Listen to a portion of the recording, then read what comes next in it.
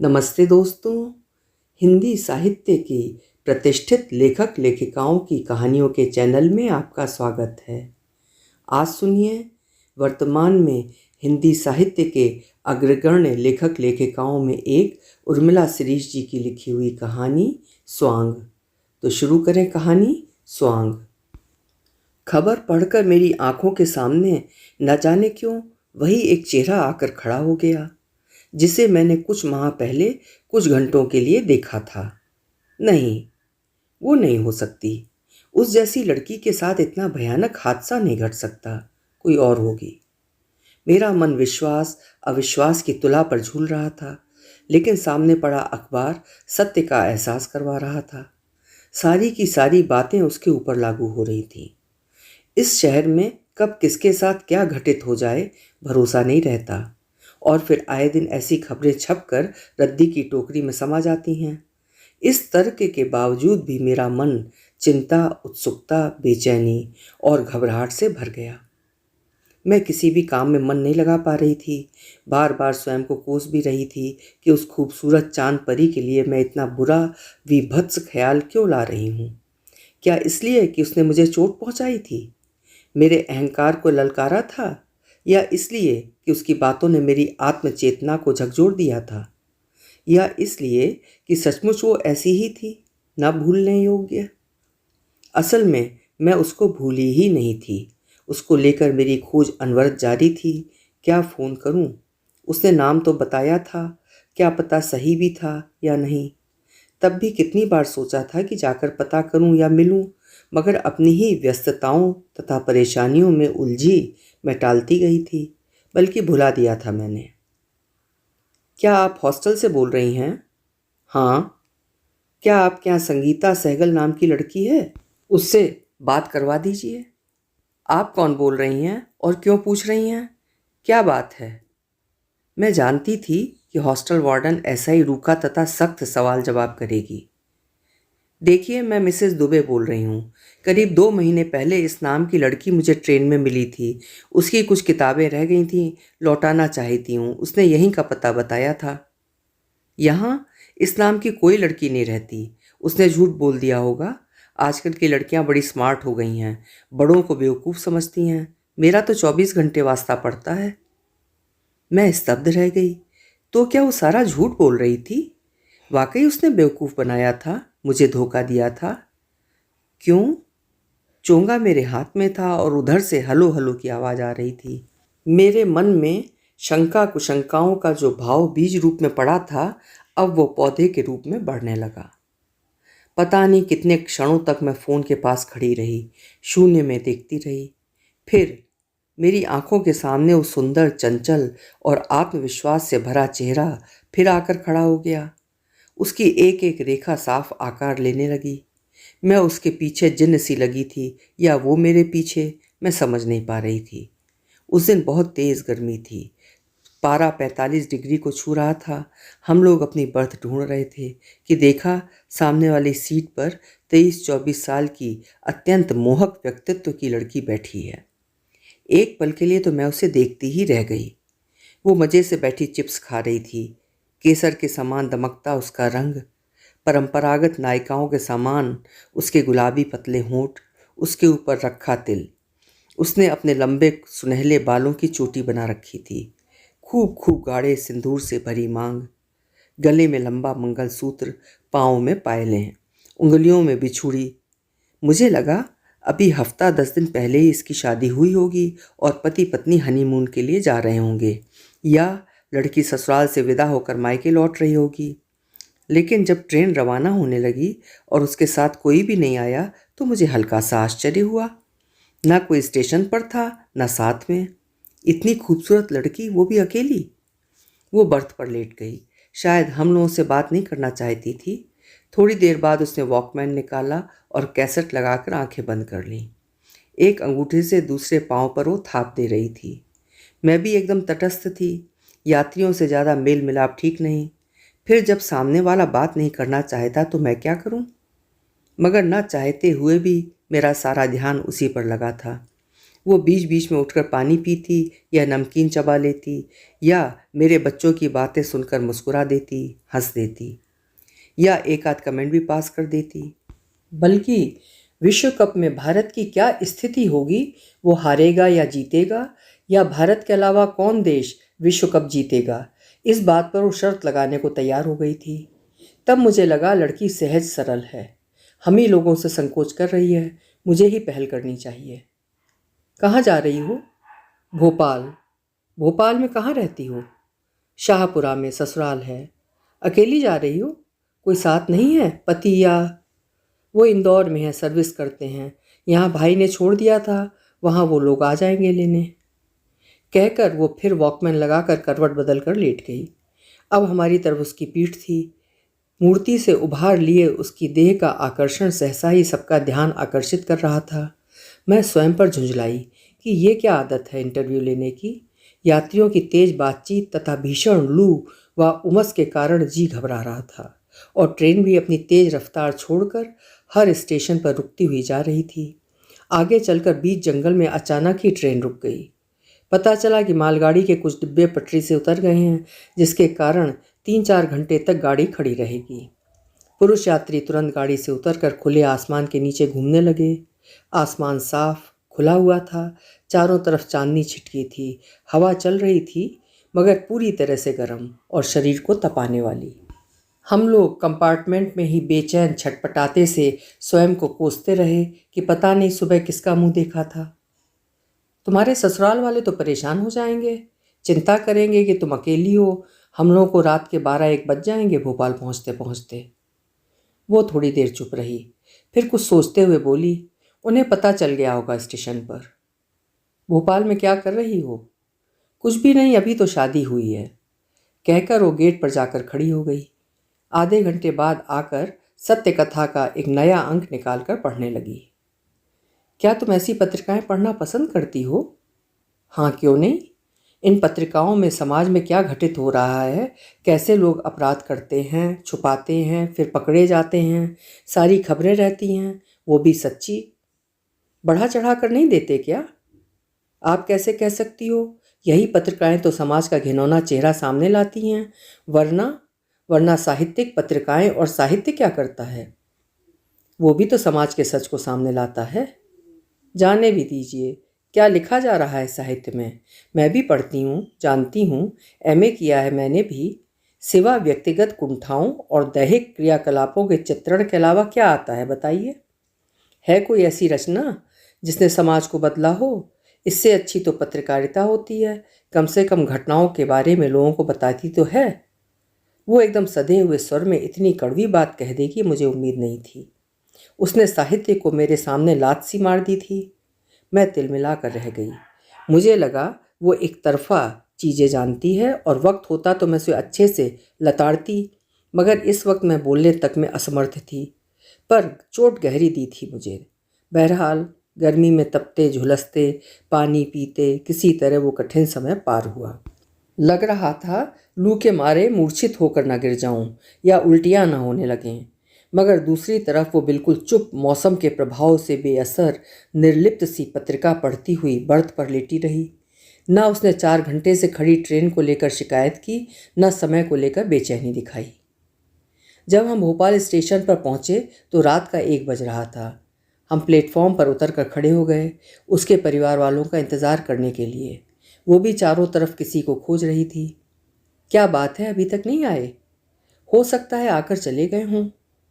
थोड़ी देर और इंतज़ार कर लेते हैं। मेरी बात सुनकर वो सीढ़ियों की तरफ देखने लगी। चिंता मत करो, अगर कोई नहीं आया तो हम लोग तुम्हें छोड़ते हुए चले जाएंगे। नहीं आंटी, मैं चली जाऊंगी, आप क्यों परेशान होती हैं? उसने एकदम सहज होकर कहा। मैं इंतज़ार करती हूँ। दिन होता तो कोई बात नहीं थी, वो भी रात के 1:30 बजे मैं तुम्हें अकेला छोड़कर कैसे जा सकती हूँ? मैंने गंभीर हो बड़प्पन जताते हुए कहा। करीब 10-15 मिनट तक हम यूं ही खड़े रहे। चलें क्या? बोलो, 4-5 मिनट तक और रुकें? आंटी, मुझे शाहपुरा नहीं जाना है। तो? मुझे साउथ टीटी नगर जाना है, वहाँ मेरे अंकल रहते हैं। तो वहाँ छोड़ देते हैं, फिर ससुराल में सबको चिंता नहीं होगी। लेकिन उनका क्वार्टर नंबर मुझे मालूम नहीं है उसने इधर उधर देखते हुए कहा। उसके चेहरे पर कोई जल्दबाजी या अधीरता का भाव नहीं था। फ़ोन नंबर मालूम है? उनके घर फ़ोन नहीं है। हम लोग हक्के बक्के से एक दूसरे का मुंह देखते रह गए। या तो ये लड़की हमारे ऊपर विश्वास नहीं कर रही है, या किसी यात्री ने उसे कभी धोखा दिया होगा, या मामला कुछ गड़बड़ है। चलो नाम से ही ढूंढ लेंगे। आप परेशान हो जाएंगे अंकल, वैसे भी आपके बच्चों को नींद आ रही है। देखिए कैसे गिरे जा रहे हैं। आप भी थकी हुई हैं। उसने थके उनींदे बेहाल बच्चों की ओर इशारा किया। जो भी हो, तुम्हें अकेला छोड़कर नहीं जाएंगे। फिर आप मुझे गीतांजलि हॉस्टल छोड़ दीजिए। हॉस्टल क्यों? मैं हॉस्टल में रहती हूँ। हॉस्टल में क्यों? पहले तो तुम शाहपुरा। मैं सर्विस करती हूँ ना, वो भी सर्विस में है, इसलिए मैंने लोकल गार्जियन को भी बता दिया था, वो आने वाले होंगे। ससुराल वालों के होते हुए लोकल गार्जियन? कहते कहते रुक गई मैं। हॉस्टल में रहती है तो कोई बड़ी समस्या होगी, कारण होगा। जरूर ससुराल वाले इसे दहेज के लिए ताने मारते होंगे, या उनके साथ इसकी पटती नहीं होगी, या हो सकता है इन्होंने लव मैरिज की हो इसलिए। वो हॉस्टल तो मेरे घर के एकदम नज़दीक है। अब वो हताश सी घबराई हुई टालने की कोशिश करने लगी। हम लोगों से पिंड छुड़ाने के लिए भीड़ में गुम होती बचती बचाती निकल जाना चाहती थी, मगर अकेले जाने से भी खतरा रही थी। तभी हमने देखा एक लंबा दाढ़ी वाला स्मार्ट लड़का हंसता हुआ उसकी तरफ हाथ हिलाता हुआ चला आ रहा है। आंटी वो आ गए, वो एकदम उछल कर बोली। कौन, तुम्हारे पति? नहीं, लोकल गार्जियन, कहकर वो 2-4 कदम आगे हो ली। चलो अब हम लोग भी निश्चिंत होकर जा सकेंगे, मैंने अपनी शंका छुपाते हुए कहा। थैंक्स, कहकर वो तेजी के साथ भीड़ में बेहद मोहक अंदाज में मुस्कुराती हुई अदृश्य हो गई, और हम विस्मय विमुग्ध से उसे खोजते से अब भी खड़े थे। तभी ऑटो वाले ने कहा, बैठिए। मामला गड़बड़ है, ये लड़की झूठ बोल रही थी। स्टेशन पर भी इसे कोई भेजने नहीं आया था, घर की कोई चीज़ उसके पास न थी। शाहपुरा, ससुराल, अंकल, टीटी नगर, हॉस्टल, और आखिर में निकला क्या? तो तुम क्या कर लोगी? हो सकता है उसका अपना कोई प्रॉब्लम हो, किसी के चक्कर में पड़ गई होगी। इतनी खूबसूरत लड़की है, लगता है शादीशुदा होने का स्वांग रचकर सबको बेवकूफ़ बना रही थी ताकि कोई शक न करे। नहीं भी शादीशुदा होगी तो क्या फ़र्क पड़ता है? फिर भी बात गंभीर है। कहीं घर से भागकर तो नहीं आई, या इस लड़के ने बहला फुसलाकर बुला लिया होगा। कितने रैकेट्स काम कर रहे हैं, आए दिन इस तरह की बातें सुनने को मिलती हैं। तुम्हें इतनी चिंता क्यों हो रही है? वो तो कितनी खुश थी, निश्चिंत, जैसे उसको किसी बात का डर या दबाव ही ना हो। मगर पता तो करना चाहिए, ये एक लड़की का मामला नहीं है, पूरे परिवार का मामला है। उसके बारे में खोजबीन करने का विचार जितनी तीव्र गति से गहन चिंता के साथ मन में उठा था, उतनी ही तीव्रता के साथ अंतर्ध्यान भी हो गया था। मैं भी घर आकर 2-4 दिन सोच समझकर अपने कामों में उलझ गई थी, और कभी बाद में ख्याल आया भी तो लगा जानकर भी क्या करूँगी। दुनिया अपनी गति से चल रही है, लोग अपने ढंग से जी रहे हैं, लेकिन अब आज मैं परेशान हूँ। स्पष्ट कुछ भी नहीं है, धुंध छाई हुई है। कैसे पता करूं, कहाँ जाऊं? पेपर में खबर छपी है तो सरकारी अस्पताल में एडमिट हुई होगी, बाद में शिफ्ट कर लिया हो तो अलग बात है। मैंने घर में काम जल्द जल्द निपटाने शुरू किए।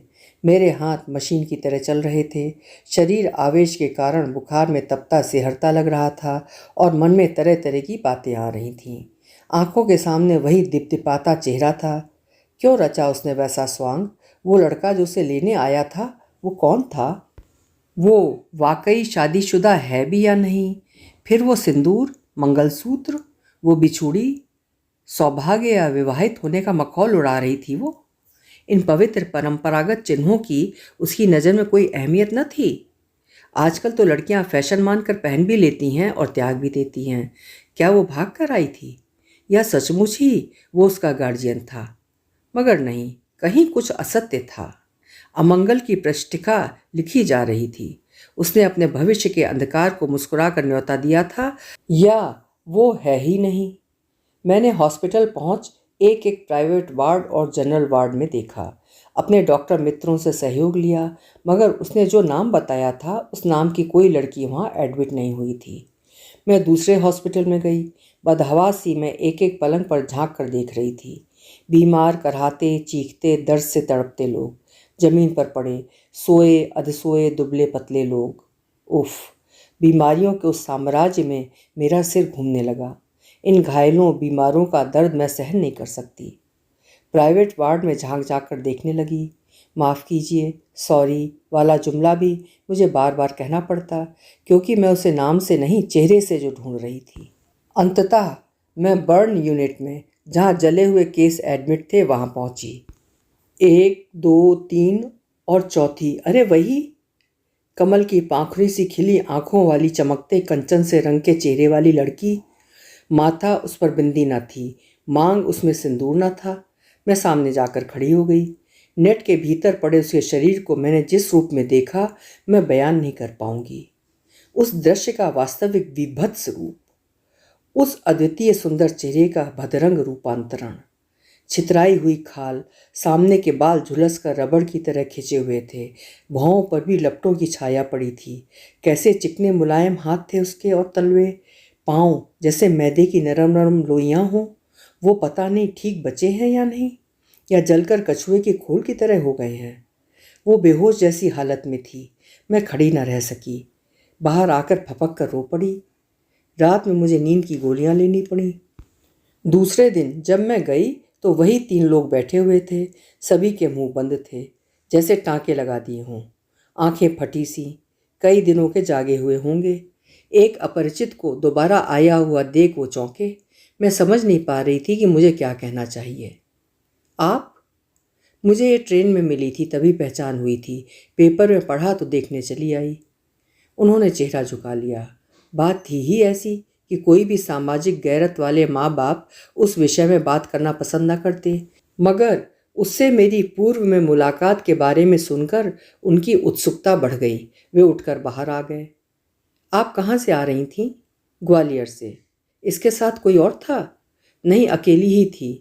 मैंने पूछा कि कहाँ से आ रही हो, तो बताया मायके से। ससुराल है यहाँ, पति इंदौर में। एक लड़का आया था स्टेशन पर लेने, इसने बताया था कि वो लोकल गार्जियन है। उसके पिता ने माथा पकड़ लिया और धम्म से बाहर बेंच पर ही बैठ गए। आखिर मामला क्या है? इतनी प्यारी लड़की को यूं इस रूप में देखकर मैंने अपना पूरा परिचय दिया। तब कहीं जाकर वो खुले। ये नौकरी तो करती है, किसी लड़की के साथ रहती थी। पता नहीं कैसे उस लड़के से पहचान हुई। बड़े बड़े अफसरों और मंत्रियों तक आना जाना था। मैंने तो विश्वास के आधार पर भेजा था। सोचा था 1-2 साल सर्विस करेगी, तब तक मैं इसकी शादी की व्यवस्था जमा लूँगा। मगर हमें क्या मालूम था कि यहाँ कुछ और ही चल रहा है। आती तो हमेशा अकेली ही थी, बड़ी निडर है वो। फिर वो मांग में भरा सिंदूर, क्या शादी? स्वांग करके चलती होगी ताकि कोई शक ना करे या परेशान ना करे, या हे भगवान, कहीं इसने चुपचाप शादी तो नहीं कर ली? कैसी दुर्दशा कर दी उसने। वे फूट फूट कर रो पड़े। लगा आकाश का कोई टुकड़ा जमीन पर गिरकर कांप रहा है। ये मानी नहीं होगी, इसने आत्महत्या करने की कोशिश की या उसने जलाया। जब भी होश आता है तो बड़बड़ाती है कुछ। अब जिंदा रहकर क्या करेगी, कौन देखेगा? जिस शरीर से इतनी ऊंची उड़ान भर रही थी, वही चल गया। पगली चली थी अपना जीवन बनाने के लिए। मैंने तो वही देखा था। उसका व्यक्तित्व तथा बातें कुछ ऐसी थीं कि कभी भुला नहीं सकती। अब हम लोग तो मुंह दिखाने लायक नहीं रहे। पिता को लड़की के प्राणों से ज़्यादा चिंता अपनी सामाजिक प्रतिष्ठा गिर जाने की हो रही थी। वे बहुत ज़्यादा थके लग रहे थे, हर चीज़ के लिए परेशान। एक कर्तव्यनिष्ठ नागरिक होने के नाते मेरा फ़र्ज़ बनता था कि मैं इस मुसीबत के समय उनकी हर तरह से मदद करूं। मैं उन लोगों को अपने घर लाई, आवश्यक सामान की व्यवस्था करवाई। तत्काल उन्हें एक कमरे की ज़रूरत थी। आप लोग आराम कीजिए, मैं बैठूंगी उसके पास। आंटी आप? मुझे अपने सामने देखकर वो आश्चर्य में डूब गई। उसकी आंखों में एक लहर उठी और छपाक से अदृश्य हो गई। मैंने आपसे झूठ बोला था। मुझे चुप देखकर वो बड़ी मुश्किल से कह पाई, अभी तुम्हें आराम की ज़रूरत है, मैं बाद में सारी बातें सुनूंगी। अगर मैं मर गई तो? वैसे मुझे मौत से डर नहीं लगता, फिर भी मैं आपको बताना चाहती हूँ, इस बार रत्ती भर भी झूठ नहीं बोलूँगी। मैं इस भदरंगे बदसूरत शरीर को लेकर जिंदा नहीं रह पाऊँगी। मुझे मर जाना चाहिए। वो कराहते हुए बोले जा रही थी। अंदर से कोई भावुकता तथा उत्तेजना नहीं थी उसकी आवाज़ में। एकाएक मुझे भी लगा कि ये इतना लंबा जीवन दाग धब्बे वाला शरीर लेकर कैसे जिएगी, कैसे सामना करेगी समाज का, लोगों की सहानुभूति या बेरहमी का। अच्छा हो ईश्वर इसे उठा ही ले, जिंदा रहकर ये स्वयं के लिए, परिवार के लिए अभिशाप बन जाएगी। हर दिखने वाला निशान समाज से इसे ताने दिलवाएगा। परमात्मा को इसे मुक्त कर देना चाहिए इस घिनौने शरीर से। लेकिन तभी मैंने उसकी आंखों में देखी एक झिलमिलाती बिजली की रेखा सी जीवन की किरण, जो शरीर की बदसूरती से ज़्यादा अलौकिक, जीवंत और अभिभूत करने वाली थी। वो क्या थी? आत्म तत्व, अदृश्य शक्ति का प्रकाश, प्रकृति की ताकत। मैं अपने बुरे ख्यालों को झटक कर उठ खड़ी हुई। नहीं, मृत्यु नहीं, जीवन चाहिए तुम्हें। जीवन की सुंदरता को जिया है तो उसकी बदसूरती को भी जियो। मैंने उसके माथे को छूकर कहा, साहसी हो तुम, बहादुर लड़की। तुम अब भी सुंदर लग रही हो। मौत की बात नहीं सोचनी चाहिए तुम्हें। तो किसकी? जीवन की। किसके जीवन की? जीवन तो मेरे लिए खेल रहा है, तभी तो मेरे हृदय में भय नहीं है। न मौत का भय, न समाज का, न परिवार का भय। इतने बड़े परिवार में मैंने जो कुछ बचपन से देखा था, सहा था, वो मेरे लिए ज़्यादा दर्दनाक था। इस दर्द से दर्दनाक, बदसूरत। बोलते हुए वो पस्त सी हो गई, इसलिए शांत सी पड़ी रही। बहुत सहन किया इसने, कोई और होता तो कितना चीखता चिल्लाता। नर्स ने आकर मुझसे कहा और दवाएं देकर चली गई। अगले दिन जब मैं पहुंची तो जागी हुई थी और पहले दिन से कुछ बेहतर लग रही थी। शायद कुछ देर पहले उसकी ड्रेसिंग हुई थी। बैठिए ना, उसने आंखों से कहा। वो अपने जीवन के बारे में बताने को व्याकुल थी और मेरे मन में भी कल से एक ही बात उठ रही थी कि वो किस दर्द की बात बताना चाहती है। आंटी, मेरे पैर जल गए हैं। नैसर्गिक मौत शायद हमारे भाग्य में नहीं है, तभी तो। एक छोटे से जी टाइप के क्वार्टर में हमारी ज़िंदगी शुरू हुई थी, जिसमें पापा की माँ, पिताजी रहते थे। हम 3 बहनें और 2 भाई थे। पापा को उतनी ही आय में सब कुछ करना होता था, खाना, पढ़ाई, कपड़े। आश्चर्य कि सब हो भी जाता था। जब पापा का प्रमोशन हुआ तो हमारा क्वार्टर भी बदल गया था। बड़ा भाई पढ़ लिख कर नौकरी में आने के बाद अपनी सहकर्मी से शादी करके अलग हो गया। लव मैरिज की थी उसने। बाद में मैंने देखा उन दोनों के दरमियान लव तो रहा नहीं, सिर्फ मैरिज रह गई। हर वक्त लड़ते झगड़ते रहते थे, मारा पीटी, गाली गलौज, इतना क्लेश कि लगता उनकी ज़िंदगी में सिवा तनाव और झगड़े के कुछ है ही नहीं। इसी तरह मैंने अपनी माँ को देखा, किचन, घर, आंगन में सिर्फ सबकी सेवा करते हुए एक दासी के समान लगी रही। हम 5 भाई बहन, दादा दादी और पापा के तमाम रिश्तेदारों के लिए बिना पैसे की नौकरानी थी। उनके आदेशों का पालन करते हुए कब बूढ़ी हो गई पता ही नहीं। पलटकर कभी किसी ने उसे उपहार तक नहीं दिया, ना किसी ने पूछा कि वो क्या चाहती है। उसके होंठ सूख रहे थे, बीच बीच में त्वचा में खिंचाव के कारण उसे भयानक पीड़ा होती थी, मगर लग रहा था जीवन का एक नया रूप उसने पा लिया था। वो एक भयानक सत्य को जीकर आई थी, उससे साक्षात्कार करके मेरे सामने पड़ी थी। तो इससे क्या साबित करना चाहती हो तुम? माँ का उद्धार करना चाहती थी? कुछ भी नहीं आंटी, सिर्फ वो सच बताना चाहती हूँ जिसने मेरे अंदर जन्म लिया था। आप तो लेखिका हैं, दूसरे के हृदय की बात को समझ सकती हैं। मनोविज्ञान तो आपने पढ़ा ही होगा। आंटी, मेरे सामने सिर्फ एक परिवार नहीं था, पूरी एक दुनिया थी। उस दुनिया के सैकड़ों रूप थे। मेरा छोटा भाई पढ़ता कम था, जैसे कि छोटे शहरों की संस्कृति होती है, उसी में ढल गया था। कई कई लड़कियों से दोस्ती रखना और बहनों को बाहर तक नहीं निकलने देना, बात बात पर रौब जमाना, प्रताड़ित करना उसका स्वभाव था। कैसे वो पढ़ सका और कैसे नौकरी पाकर बाहर चला गया, मैं अब तक नहीं समझ पाई। मुझे कितना अजीब सा लगा था उसके जाने पर। मेरी बड़ी बहन की शादी मेरे बचपन में ही हो गई थी। वो जब भी आती थी हमेशा बीमार, दुबली, चुसे हुए आम की तरह उसका चेहरा रहता था। माँ उसे डॉक्टर या वैद्यों के पास ले जाती थी। उसके रोते जिद करते से गंदे से वे बच्चे मुझे जरा भी अच्छे नहीं लगते थे। मैं चिढ़ती थी तो सब बोलते थे कि मैं गंवार हूँ, बच्चों से घृणा करती हूँ, मगर कारण दूसरा रहता था। वे बच्चे मेरी बहन को सताते थे, कुछ खाने नहीं देते थे, सोने नहीं देते थे। उफ, इसके बाद भी उसने 4 बच्चे पैदा किए। अब तुम थक गई हो, आराम कर लो। हाँ आंटी, अब तो सारी हलचल थम जाएगी। पता नहीं कितने दिनों तक, महीनों तक यहाँ रहना पड़ेगा। उसने अपनी गर्दन घुमाई और पलकें मूंद लीं। मेरे अंदर ट्रेन वाला दृश्य कौंध गया। आह, उस लंबी चमकती हुई गर्दन में चमकता हुआ वो मंगलसूत्र। उसने थोड़ी देर में फिर कहना शुरू कर दिया। मेरी दूसरी बहन पढ़ने में बहुत तेज थी, बहुत ज़्यादा मेहनती, पढ़ाकू तबीयत की। दिन रात पढ़ती थी। सुबह 4 बजे से उठ जाती, फिर रात 11-12 बजे तक पढ़ती। मैंने कभी उसे खेलते हुए या फालतू बातें करते हुए कभी नहीं देखा था। वो पापा को जब तब सांत्वना देती कि भैया चला गया तो क्या हुआ, मैं आपकी सेवा करूँगी, जिम्मेदारी उठाऊँगी।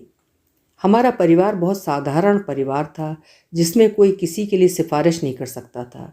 इसीलिए उसकी मेहनत और लगन के कारण ही उसका मेडिकल में सिलेक्शन हुआ। सच आंटी, हमारा पूरा परिवार खुशी के मारे पागल हो गया था। कितनी खुशियाँ अचानक ही आकर खड़ी हो गई थीं। उस ज़माने में किसी भी लड़की का मेडिकल में सिलेक्शन होना, वो भी एक कस्बाई शहर से, बहुत बड़ी बात थी। मैंने देखा था पापा का वो उल्लास। हम लोग इस भरोसे पर जिए जा रहे थे कि वो डॉक्टर बनकर पूरे परिवार को संभाल लेगी, हमारे सपने साकार होंगे। लेकिन एमएस होते होते उसकी शादी हो गई। जब कमाने का वक्त आया तो वो दूसरे परिवार की हो चुकी थी। हम सब फिर एक बार वहीं के वहीं खड़े थे। पापा ने न जाने कितना कर्जा उठाकर उसकी शादी बड़ी धूमधाम से की थी, क्योंकि पापा को इस बात का बड़ा गर्व था कि उनकी लड़की एक आईएएस परिवार में जा रही है। उसका समधी इतना बड़ा अफसर है। मगर आंटी, आप यकीन करेंगी, उसे दी जाने वाली यातनाओं का, मानसिक रूप से प्रताड़ित करने का ऐसा माहौल बना दिया गया था कि इंसान खुद ब खुद मृत्यु की तरफ बढ़ता जाए। वो उस परिवार में एक विशेषज्ञ डॉक्टर नहीं, सामान्य सी बहू थी, जो कमाए और घर की जिम्मेदारी उठाए। पति की क्लिनिक चलती न थी, जिंदगी के ऐशो आराम पूरे चाहिए थे। इसमें मेरे पापा का दोष था। उन्होंने ललचाकर समाज में अपनी हैसियत रखने के लिए उसकी शादी करने के लिए टूट पड़े। वो तो कहती थी कि एमएस करके कुछ साल बाद शादी करेगी, मगर पापा को चाहिए था बड़े अफसर का लड़का, सजातीय लड़का। उसके ससुराल वालों को लगता था कि विदेश में रहने वाला मेरा छोटा भाई यहाँ पैसे भेजता है, सो जब तब वे लोग अपनी मांगें रखते थे। आपको बड़ा घिसा पिटा विषय लगेगा ना, लेकिन आप सोचिए आंटी कि जब भी कोई विचार या वस्तु ज़्यादा घिस जाती है, पुरानी पड़ जाती है, तो उतनी ही पैनी तथा खतरनाक हो जाती है, भेदने वाली, प्रहारक, मारक।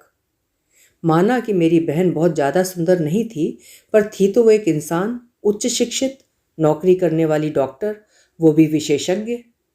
मेरी बहन की वो चिट्ठियाँ जो वो एक सरकारी अस्पताल में छुपकर ड्यूटी के वक्त लिखा करती थी, अगर आप पढ़ लेंगी तो इस समाज तथा उसमें लड़की की स्थिति पर आपको 1000 बार शर्म से सिर झुकाने के लिए विवश होना पड़ेगा। आपका खून खौल उठेगा। मैं दूंगी आपको वो चिट्ठियाँ। मैंने देखा तारे की तरह उसकी आंखों में अश्रुकण चमके और विलीन हो गए। इस बीच डॉक्टर देखने के लिए आ गए थे। नर्स ने मुझे बाहर जाने का इशारा किया। अंदर से उसके करहाने की आवाज़ आ रही थी। मैं शून्य में खड़ी थी। कोई भी बात मुझे उसके शरीर से दूर नहीं ले जा पा रही थी। मुझे उसके शरीर के बदसूरत हो जाने की गहन वेदना थी। डॉक्टरों के बाहर आते ही, डॉक्टर साहब, ठीक तो हो जाएगी ना? बाद में प्लास्टिक सर्जरी करवा सकते हैं? मैंने पूछा। देखिए, हम लोग लगे तो हैं। इनके अटेंडेंट्स आएँ तो कहिएगा आकर मिल लें, ये दवाएं भी मंगवा लें। मैं हताश सी, व्यथित मन पुनः बेंच पर जाकर बैठ गई। वो अव्यवस्थित हो गई थी, विचारों के साथ साथ दिमाग से भी। इसलिए मुझे देखकर भी बेजान सी पड़ी रही। संगीता, मैंने उसके बताए गए नाम से पुकारा, जो उसने मुझे स्टेशन पर बताया था। संगीता नहीं, मधु, मेरा नाम मधु है आंटी, वो दयनीय भाव से मुस्कुराकर बोली। तकलीफ है? मैंने उसकी अंगुलियों को छूकर कहा, जो बाहर दिखाई दे रही थीं। हाँ। कितने सालों, पूरे 3 साल तक मेरी बहन वो सब सहन करती रही, मगर मेरी एक बात समझ में नहीं आती थी कि वो क्यों अपने पति को छोड़कर अलग नहीं हो पाई। वो तो कमाती थी, अकेली रह सकती थी, किस बात का डर था? संस्कारों में बंधी थी या हमारे पापा तथा माँ उसे सहनशीलता की घुट्टी पिलाकर रोके रहते थे? असल में तो माँ बाप ही नहीं चाहते हैं कि लड़की वापस आए। धीरे धीरे वे कठोर होते जाते हैं कि ससुराल है तो कष्ट तो मिलेगा ही, और लड़की हो तो सहन करो। या इतनी पढ़ी लिखी होकर भी वो विवाह की सार्थकता को सिद्ध कर रही थी, या पुरुष का साथ नहीं छोड़ सकती थी। वो आदमी जो टॉर्चर करता था, परिवार वालों से उसका बचाव नहीं कर सकता था, उससे क्या शारीरिक संबंधों के लोभ के कारण बंधी थी? प्यार प्यार ऐसे पुरुष को किया ही नहीं जा सकता, तो फिर कैसी भीरू किस्म की थी पढ़ी लिखी मूर्ख। वो नहीं जानती थी कि वहां रहकर उसे ही अपनी लड़ाई लड़नी होगी। मैं उसके चेहरे पर आए नफरत तथा आवेश के भावों को साफ साफ देख रही थी। लग रहा था तीखा आक्रोश जमा है उसके दिल में। उसने अपनी मौत के कुछ दिन पहले ही पत्र लिखा था कि वे लोग उसे मार सकते हैं। जब अंदाज था कि मार सकते हैं तो भागी क्यों नहीं? पुलिस को मदद के लिए कहती, रिपोर्ट लिखवाती। क्यों नहीं छोड़ दिया? क्यों मरने तक पड़ी रही? पापा को दुख न पहुंचे इसलिए, या ससुराल वालों का भय था, या समाज का? वो मुझे प्रश्न करने या कुछ पूछने बताने का अवसर ही नहीं दे रही थी। उसकी कनपटियों की नसें उभर कर फड़कती हुई दिखाई दे रही थीं। जानती हैं आंटी, क्या हुआ उसके साथ? दुख इसलिए भी होता है कि इस धरती पर जानवर तक तो स्वतंत्र घूमते हैं, मगर मेरी बहन को उतनी भी स्वतंत्रता नहीं मिली। वो कोई सामान्य लड़की न थी, डॉक्टर थी, डॉक्टर। लोग वकालत करते हैं कि लड़की को आत्मनिर्भर होना चाहिए, पढ़ाना लिखाना चाहिए। कितना आत्मनिर्भर और उच्च शिक्षित होकर भी ऐसे हालात हैं। क्या हुआ था उसके साथ? मैं आंखें फाड़कर तमतमाए चेहरे की तरफ देख रही थी। उसके निकम्मे पति ने उससे बार बार मांग की कि नर्सिंग होम डालने के लिए पैसे लेकर आओ, हम स्कैनिंग तथा एक्सरे मशीन भी डालेंगे। मेरी बहन हर बात पत्र में लिखती थी। वहाँ उसका अपना कोई ना था, नितांत अकेली थी। पापा जब कुछ लोगों को लेकर पहुँचे ये बताने के लिए कि हमारे पास पैसा नहीं है और दुबई में रहने वाला लड़का हमें कोई पैसे नहीं भेजता, उस सुबह तक वो जिंदा थी। शाम को जब पापा दोबारा मिलने आए तो वो मृत पाई गई। उसे किसी बेहोशी की दवा का ओवरडोज दिया गया था और कह दिया गया कि वो चक्कर खाकर गिर पड़ी। कितना बड़ा झूठ, अनर्थ। लोग जानवरों को पालते हैं तो उससे तक लगाव हो जाता है, फिर वो तो इंसान थी। क्या इतना भी लगाव न था? अगर पसंद नहीं थी तो छोड़ देते। उसके साथ कुछ हासिल नहीं हो रहा था तो क्या मार देना ही एकमात्र रास्ता था? उसकी इतनी कठिन साधना से भरी जिंदगी को कुछ मिनटों में खत्म कर दिया, चींटी की तरह मार दिया। क्या बीती थी हमारे परिवार पर, हम ही जानते हैं आंटी, उस तकलीफ को। आपने कभी देखा पानी से भरे खेतों में धान के पौधों को रोपते हुए? ऐसे ही रोपा था हमारे पापा ने उसे। उस समय के पेपर पत्रिकाएं इस कांड से रंगे पड़े थे। सारा समाज उद्वेलित हो गया था। याद आता है वो दिन जब पापा उसकी देह को अंत्येष्टि के लिए लेकर आए थे तो सारा शहर उमड़ पड़ा था। ऐसी सीधी और प्यारी थी मेरी बहन। उसे अग्नि देने के बाद पापा ने बिस्तर पकड़ लिया था। उनको लगता था उसकी मौत के जिम्मेदार वही हैं। घर में पूरा पहाड़ खड़ा था परेशानियों का, दुखों का। ऐसा घना अंधकार कि लगता था कैसे खड़े हों, किसका हाथ थामे, कहाँ से मिलेगी रोशनी। और उधर वे लोग कुछ दिनों बाद ही छूट गए थे और हम लुटे पिटे से देखते रह गए थे। उस समय मैं 11वीं में पढ़ रही थी। मेरी सोच तथा मेरी बातों की कोई अहमियत नहीं थी। फिर उसके चुप हो जाने पर मैंने पूछा, मगर वो बेहद थकी लग रही थी। उसका चेहरा और अधिक बुझ गया था। उसकी आंखों में लंबी थकान की पीड़ा तथा अतीत की वेदना उभर आई थी। उसने पानी मांगा तो मैंने उसके मुंह में पानी डाल दिया। अब ठीक हूँ आंटी, उसने लंबी सांस खींचकर कहा। एक छोटे से परिवार का विस्तार कहाँ तक फैला था और उसके सारे रूप तथा रंग मेरे सामने थे। पापा के ऊपर कर्ज चढ़ा था, किसी का कोई सहारा न था। जब कोई दूर हो जाता तो उसकी संवेदनाएं भी मर जाती हैं आपके लिए। वही हाल मेरे भाइयों का हो गया था। उन्हें एहसास तक न था कि हम किस अंधेरे घर में जी रहे थे। जैसे तैसे करके मैंने अपनी पढ़ाई की। अब क्या होगा, मेरे लिए चिंता थी सबको। मैं पढ़ूंगी और नौकरी करूंगी। पढ़ी तो वो भी थी बेटा, नौकरी भी करती थी, पर मेरी माँ फूट फूट कर रो पड़ती थी। इसका मतलब ये तो नहीं कि मैं ना पढ़ूं। खर्चा स्वयं उठाऊंगी। तब विद्रोह की आग मेरे मन मस्तिष्क में चलती रहती थी। दर्द भी ताज़ा था, मन क्षोभ से भरा था।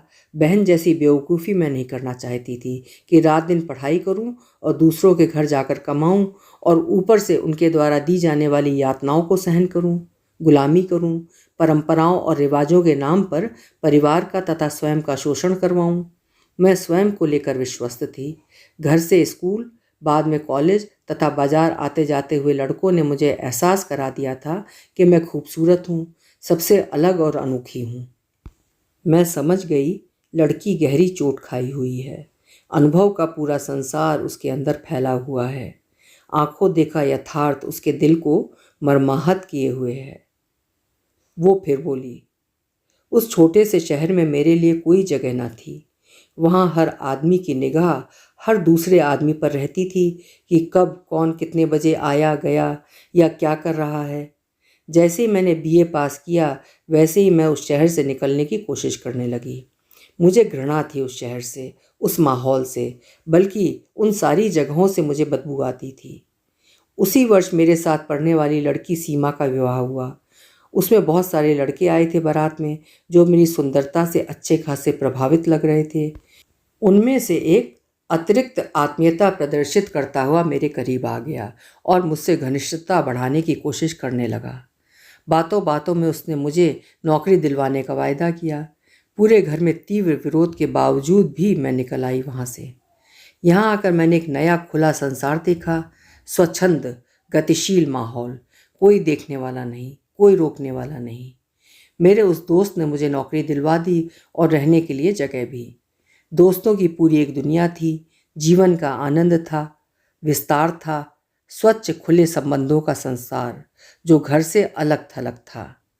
इतने वर्षों की घुटन से बाहर निकलकर मैं कितना अच्छा और ताज़ा महसूस करती थी। मेरे पुरुष मित्रों ने मुझे विशिष्ट होने का बड़ी खामोशी से एहसास करवा दिया था। हर दिन नया, उत्साह से भरा, हर रात उमंग और सपनों में डूबी हुई, कहीं भी बैठकर घंटों बातें करना, खाना पीना। मेरे मन में आया कि कह दूं, उड़ान इतनी ऊंची भरी कि पर कट गए तुम्हारे बच्ची। हर बात की एक सीमा होती है, तुमने भी सीमाओं को तोड़ा है। लेकिन नहीं, आरोप या लांछन वाली बात ठीक ना होगी। लड़की ईमानदार है, सच बोल रही है तो बोलने दो, बह जाने दो सारा मवाद, साफ हो जाने दो मन के घावों को। सो उसका चेहरा देखती रही। अचानक ही वो मुझे बहुत बड़ी और बुजुर्ग सी लगी, जिसने जमाने को अपने सामने से गुजरते हुए देखा था। वो क्षण भर बाद बोली, मैंने घर की आर्थिक स्थिति संभाल ली थी। पापा भी ठीक हो रहे थे, सारा कर्जा चुकाना था। जानती थी कि आज नहीं तो कल ना चाहते हुए भी शादी करनी पड़ेगी। दहेज तो हर हाल में चाहिए होगा। कम दहेज में शादी होगी तो बहन जैसी जिंदगी जीना पड़ सकती है। क्या कहती हैं आप इस शादी नामक संस्था के बारे में? शुद्ध समझौता है ना लेन देन का। कोई रिश्ता ईश्वर या स्वर्ग का बनाया हुआ नहीं होता। कोई संबंध प्रेम से भरा नहीं होता। एक लड़की अपने जीने के सारे साधन दूसरे घर में ले जाती है। जो खाती या पहनती है, उसका मूल्य भी ससुराल वाले किसी न किसी परंपरा या रिवाज के नाम पर वसूलते जाते हैं। आज लाख इस बात को टालें या पर्दा डाल दें, मगर दिल पर हाथ रखकर सोचिए, क्या यही हकीकत नहीं है? हर विवाहित लड़की से पूछिए, क्या उसके पति ने उस पर हाथ नहीं उठाया, रुलाया नहीं, तड़पाया नहीं? क्या एक समयांतराल के बाद वे रिश्तों को सिर्फ ढोते नहीं हैं? उसने समूची सामाजिक व्यवस्था और विवाह संस्था पर मारक चोट की थी, प्रश्न चिन्ह लगाया था।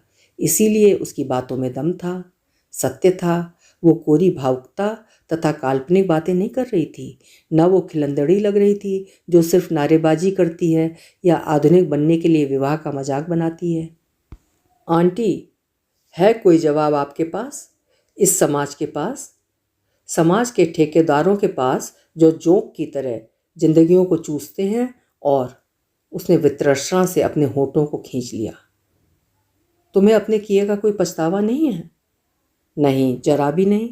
जिन चीज़ों के लिए या सुखों के लिए शादी की ज़रूरत होती है, उनको यदि बिना शादी के पा लिया जाए तो क्या बुराई है, वो भी पूर्ण स्वामित्व और कीमत के साथ। ऐसा नहीं था कि कोई मुझे प्रेम करने वाला नहीं था, मगर सिर्फ भावनाओं से ये जीवन नहीं चलता। कल के दिन प्रेम सूख जाता, रह जाती वही सारी मांगें और ज़रूरतें। वो पूरी निष्ठुरता और चुनौती के साथ सवाल किए जा रही थी। इस अंदाज में अपनी बात रख रही थी कि पाप तो कुछ होता ही नहीं है। उसका एक एक शब्द मेरी सोच पर चोट कर रहा था। मेरे संस्कारों को झकझोर रहा था। फिर भी मैंने कहा, बिना शादी के जो किया जाता है उसका परिणाम इस रूप में ही निकलता है। नहीं आंटी, वो तो भावावेश में उठाया गया कदम था। उसने मुझे कोई धोखा नहीं दिया। ये सच है कि वो मुझसे शादी भी करना चाहता था, जबकि मैं अभी 5-7 साल तक शादी नहीं करना चाहती थी। वो पति के रूप में मेरा कहाँ किस किस रूप में इस्तेमाल करता। मैं पति पत्नी की तरह ज़िंदगी नहीं ढोना चाहती थी। मैं पुरुष को सिर्फ दोस्त के रूप में स्वीकारना चाहती थी, पर शायद उसकी नीयत बदल गई थी। वो दोस्त से पति की हैसियत चाहता था। शायद उसके स्वार्थ पूरे नहीं हो पा रहे थे। जो कुछ था वो बटा हुआ था, जबकि वो एकाधिकार चाहता था, स्वामित्व चाहता था। हमारी आपस में लड़ाई हो गई थी। मैं सब कुछ छोड़कर जाना चाहती थी, इसीलिए उसने मुझे बंद कर दिया था। वो तो भाग गया, फरार हो गया। खोजे पुलिस, कहाँ तक जाएगी? पकड़ा भी गया तो क्या तुम्हारी जिंदगी तो खत्म ही हो गई? इतना सुंदर शरीर सूखे वृक्ष की डाल सा हो गया। आंटी, मैंने उसे और उसने मुझे उसी वक्त खो दिया था जिस वक्त उसके मन तथा व्यवहार में दोस्त से पति बनने का अधिकार पनपा था। ये कैसा दुर्भाग्य है कि दोस्त का भरोसा किया तो दोस्त ने वही किया जो सास, ननद या पति करते हैं। उसे अपनी बहन का जीवन फिर याद हो आया। मैं इस सारे कांड में कहीं भी शामिल ना होते हुए भी आत्मग्लानि में डूबी अंदर ही अंदर धधक रही थी। थोड़ी सी तत्परता या कठोरता उस समय दिखाई होती तो शायद उसकी ऐसी हालत ना होती। उसका हाथ पकड़कर पूछ लेती, रोक लेती, 2 थप्पड़ मार कर मना कर देती। लेकिन वो तो सब कुछ सोच समझ कर रही थी। उसकी अपनी छूट थी, अपनी सोच थी, सारा प्रबंध जो करना था। उसे तेज दर्द होने लगा। दर्द क्या, जलन, ऐंठन, नसों में खिंचाव होने लगा। वो जोर जोर से कराहने लगी। डॉक्टर को बुलाना पड़ा। क्या बाहर नहीं ले जा सकते? कहाँ, जो बेहतर से बेहतर हो सकता है हम कर ही रहे हैं। प्राइवेट में ले जाना चाहें तो ले जा सकते हैं। डॉक्टर ने थोड़ा नाराज होकर कहा। शायद हम सबकी औकात जान गया था वो। मैं फिर सबके सामने थी। जब तक मैं वहाँ बैठती थी उसके परिवार वाले दैनिक क्रियाकलापों को निपटा लेते थे। जब उसने आंखें खोलीं तो एकदम मेरी तरफ देखती रही। टप टप आंसुओं का प्रवाह थम नहीं रहा था। आंखों ही आंखों में वो कुछ कह रही थी। क्षमा याचना, पछतावा, असहायपन का बोध। मैंने उसे सांत्वना दी। तुम ठीक हो जाओगी, बहादुरी से सामना करो। दर्द से लड़ना है लड़ो, मौत नहीं जिंदगी चाहिए तुम्हें। मैंने माथे पर हाथ फेरा तो उसकी रुलाई फूट पड़ी। आखिर है तो कोमल हृदय वाली लड़की ही, वरना इतनी संवेदनाएं, इतने प्रश्न और इतना तीखा दर्द कैसे सहन कर सकी? उसके अंदर बवंडर उठता रहा है। वो लड़ती रही है इस संसार से। मैंने देखा धीरे धीरे नींद के इंजेक्शन के कारण गहरी नींद में डूब गई है। इतना विभत्स दृश्य मेरे अंदर फिर उबकाई जैसा गोला उठा। मैंने मुंह जोर से बंद कर लिया। अविराम बहते अपने आंसुओं को पोंछा। मुझसे बैठा ना गया। अगले दिन जब सुबह सुबह मैं पहुंची तो वो कुछ ठीक लग रही थी। पीड़ा का वो रंग अब उतना गहरा न था। मेरे पापा को बहुत ज़्यादा सदमा पहुंचा है, कुछ कह रहे थे वे? उसने उत्सुकता से मेरी तरफ देखा। एक पिता की व्यथा, अपनी बेटी के भविष्य की चिंता तो होगी ही उन्हें। अनजाने ही मैं बाप बेटी के बीच का सूत्र बन गई थी। रात भर मैं जिस सवाल को लेकर उद्विग्न थी वो सवाल आखिर मैंने पूछ ही लिया। ये सब कैसे हो गया? वो बोली। वो और उसके मित्र जिद करने लगे कि मैं कुछ ज़्यादा सुंदर हूँ, मुझे बाहर चलकर मॉडलिंग करनी चाहिए। पर इससे पहले वो मुझसे शादी कर लेना चाहता था ताकि कमाई के सारे हिस्से पर उसका एकाधिकार हो सके। जानता था मैं अपने परिवार को पैसे भेजती हूँ, बल्कि उसे तो इस बात में भी संकोच न था कि मैं एडल्ट पत्रिकाओं के लिए न्यूड फोटो भेजूँ। मैं उन सब की मर्जी पर नहीं चलना चाहती थी। अपनी नौकरी छोड़ एक असुरक्षित भविष्य में नहीं जाना चाहती थी और वो भी मुझे नहीं छोड़ना चाहते थे। बहुत दिनों तक हमारी बहस तथा झगड़ा चलता रहा। दूसरे दोस्तों ने आपस में समझौता करवाने की कोशिश भी की, लेकिन बात कहीं से भी शुरू करो समाप्त होती थी शादी पर। मैं एक बार तो भाग निकलने में सफल हो गई थी, मगर उनसे भागकर बचकर जाती भी कहाँ। साम्राज्य था उनका। कई बातें वे मुझसे भी छिपाते थे। बस उस दिन झगड़े के दौरान भावावेश में आकर उसने मुझे धक्का मार दिया। गैस पर चाय बन रही थी, मैं गिर पड़ी और कुर्ते ने ज्यों ही आग पकड़ी तो उतारते बचाते इतना हिस्सा जल गया। बात का मुझे याद नहीं। उसने बजाय मुझे एडमिट करवाने के भाग जाना ठीक समझा होगा। मेरे पड़ोसी ने एडमिट करवाया, घर वालों को खबर की, पुलिस को सूचना दी।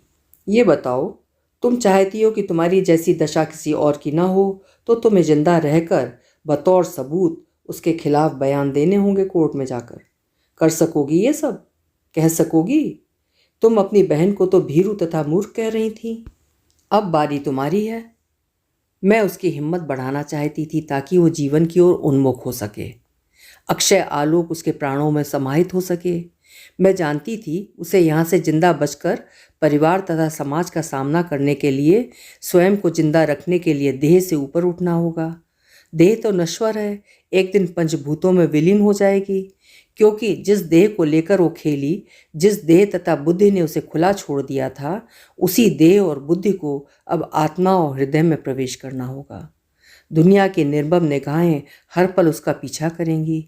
दुनिया वालों की जबान ऐसे शब्द कतर कतर कर डालेगी कि वो सैकड़ों बार मरने का सोचेगी।